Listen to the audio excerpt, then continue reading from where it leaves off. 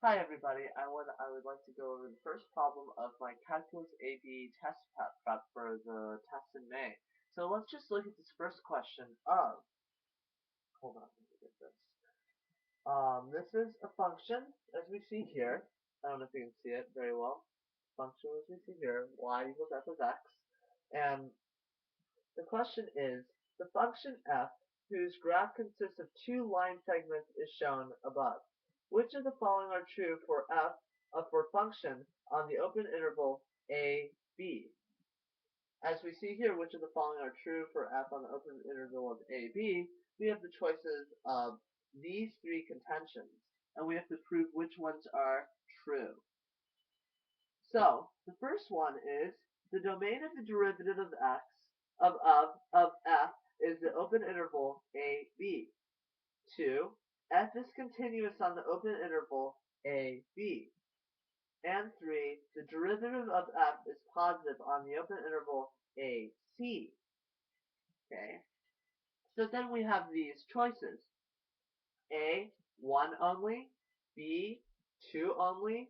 C, 3 only. D, 2 and 3 only. And E, 1, 2, and 3 only. So as we can see here, let us just go down these three contentions about this function and see if it's true or not. And then we can start eliminating answers. So let's look at the first one. The domain of f prime is of derivative of f is open interval a, b. Okay, so let's just say this.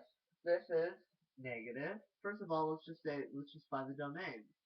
So this domain, we would say, is negative, negative, negative, negative, positive, positive. You see how we got that, everybody? Negative, positive. All this is positive because x values are positive. All this is negative because x values are negative. So we see here is that we have values of some negative value, domain of x set a, which is some negative x value. Let's just say, a, negative a is equal to a negative x value. So it'd be a, b, so it'd be negative x, positive x for any x value. Non-infinity, because, well, I'm sorry, actually for an open interval, negative infinity, positive infinity. I'm sorry. Because it doesn't really matter. Since it's open, it doesn't have to be on a closed interval, so it is from negative infinity to positive infinity there. So, but yeah. So domain of f prime is is the open interval a, b. Okay, so let's just take the derivative of this. Okay, this is a straight line. This is basically like to the first power. Let's just say it's 2x or x. And let's just say this is negative, so it'd be like negative 2x or negative x, right? So then we could just go over here to our differentiable function, which we take. So then from a to c, it is positive, the slope, and this would be negative, right? So it doesn't work because c to b is actually positive for the domain, but it's shown to be negative here. Even though it's positive here for the domain, I'm sorry, if part of it's negative, part is positive, it is generally positive here. So we could say that 1 is false. So 1 is false, so then we can cross out A, and we can also cross out E. Great, now we have 3 choices left out of 5. Yay, we cross out 2. Okay, so let's look at our second contention of f is continuous on an open interval a, b.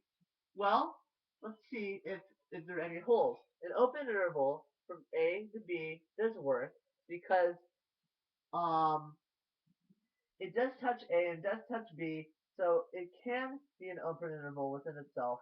A closed interval would just mean that there are dots on it and there's no function to the left of A and no function to the right of B. So we could say it is easily continuous on the open interval a to b. And let's just check. There's a point here, point. There's an infinite amount of points. Even as it goes to c, it may not be differentiable, as we can see. You can't find the derivative of that because it's a point. Look at an absolute value. There is no set in which the derivative can be based on, since there is not really a ratio in which the function goes through, in which the function slope is based on the ratio of the x and y values. So we can see that C and f of c, the point C f of c is not differentiable there. But we can say it's continuous because it is on f of x. It's not here. It's not here. It's on the function here. So it is easily continuous. It goes through all of a to b through the open interval. So it is true. Okay. So also let's check to see if 3.